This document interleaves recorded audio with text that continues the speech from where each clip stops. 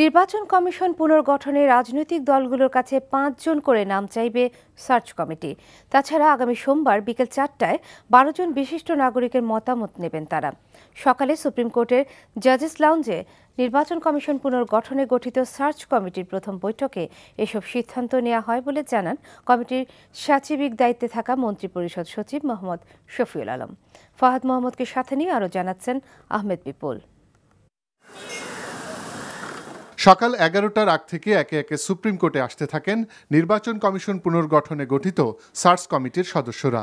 প্রায় ১.৫ ঘন্টারও বেশি সময় ধরে চলা বৈঠকে সিদ্ধান্ত হয় দেশের ১২ বিশিষ্ট নাগরিকের মতামত নেয়ার। তারা হলেন বিচারপতি আব্দুর রশিদ, ঢাকা বিশ্ববিদ্যালয়ের সাবেক উপাচার্য একে আজাদ চৌধুরী, অধ্যাপক সিরাজুল ইসলাম চৌধুরী, ঢাকা বিশ্ববিদ্যালয়ের আরেক সাবেক উপাচার্য এস.এম.এ ফায়েজ, অ্যাডভোকেট সুলতানা কামাল, সাবেক প্রধান নির্বাচন কমিশনার এ.টি.এম শামসুল হুদা, সাবেক নির্বাচন কমিশনার সৌল হোসাইন, সাবেক নির্বাচন কমিশনার অবসরপ্রাপ্ত ব্রিগেডিয়ার জেনারেল সাখাওয়াত হোসেন, স্থানীয় সরকার বিশেষজ্ঞ তোফায়েল আহমদ, সুজন সম্পাদক বদিউল আলম মজুমদার, অধ্যাপক আবুল কাশেম ফজলুল হক ও সাবেক পুলিশ মহাপরিদর্শক নুরুল হুদা।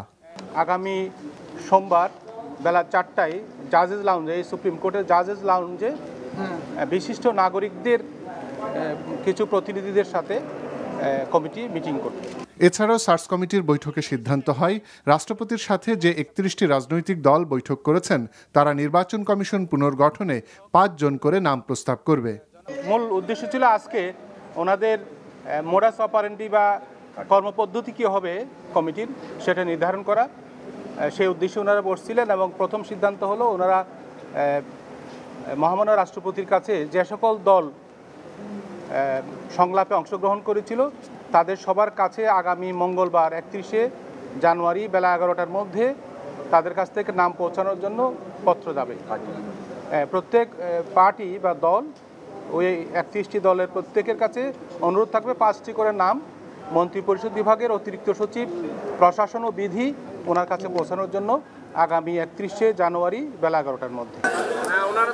সার্চ কমিটির প্রথম এই বৈঠকের মধ্য দিয়ে শুরু হলো নির্বাচন কমিশন পুনর্গঠনে গঠিত এ কমিটির ১০ কার্যদিবসের পথচলা। আহমেদ পিপল, এনটিভি নিউজ, ঢাকা।